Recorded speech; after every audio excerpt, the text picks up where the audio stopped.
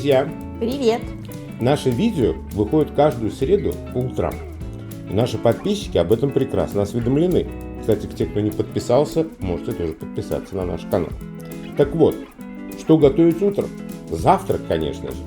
И мы решили приготовить сегодня сырники. Самые обычные, простые сырники. Простые-то они простые, но важно соблюдать рецептуру.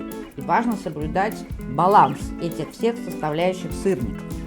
Надо сделать так, чтобы сырники получились воздушные и нежные, и при этом чувствовался вкус творога, а не забивающий иногда вкус муки.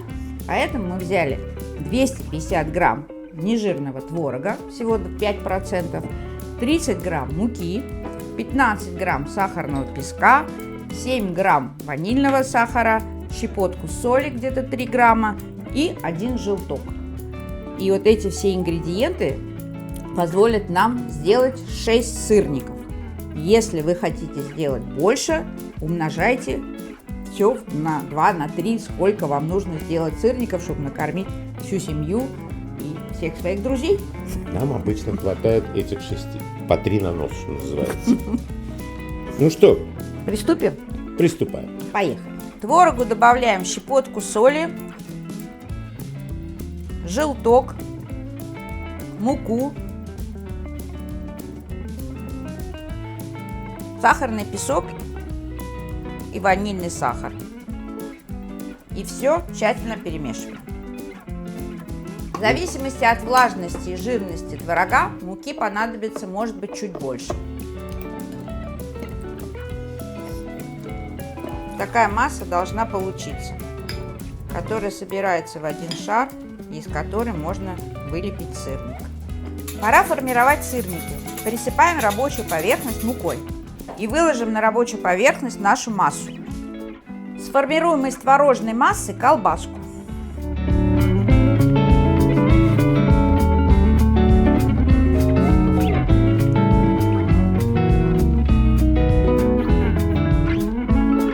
У нас получилась колбаска длиной 18 сантиметров, в диаметре где-то 4 сантиметра. Разделим ее на 6 частей.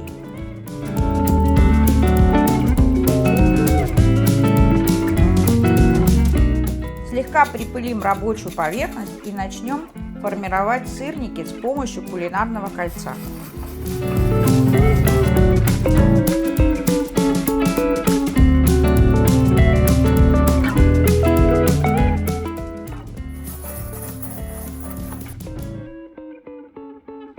Если под рукой нет кулинарного кольца, можно воспользоваться шпателем или ножом.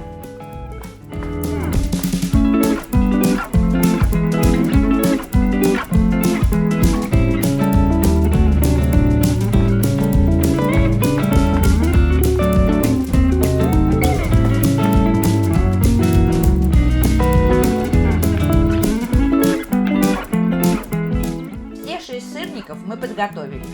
Можно приступать к жарке. На разогретую сковороду капнем немного растительного масла и выложим наши сырники. Будем жарить их по 3 штучки, чтобы удобно было переворачивать. С каждой стороны жарим где-то по 1,5 минуты.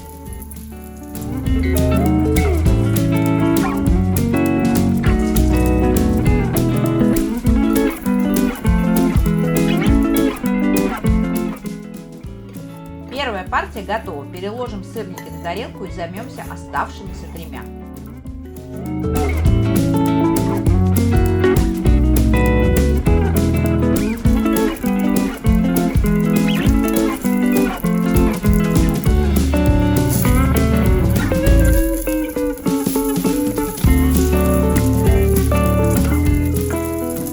Еще буквально 2-3 минуты, и вторая партия тоже готова.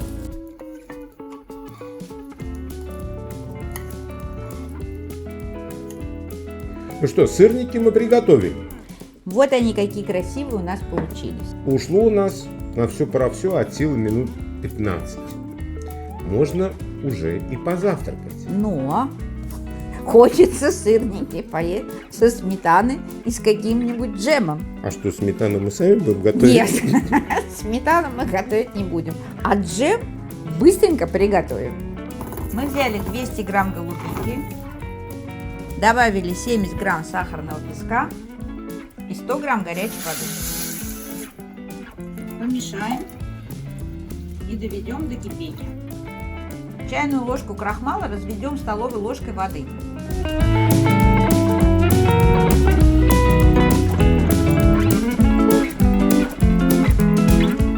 Сироп с голубикой закипел, можно добавить крахмал.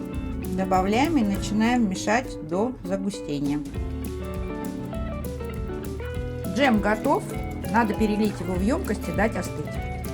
Ну что, давай Пробовать. угости-ка меня вкусным сырничком.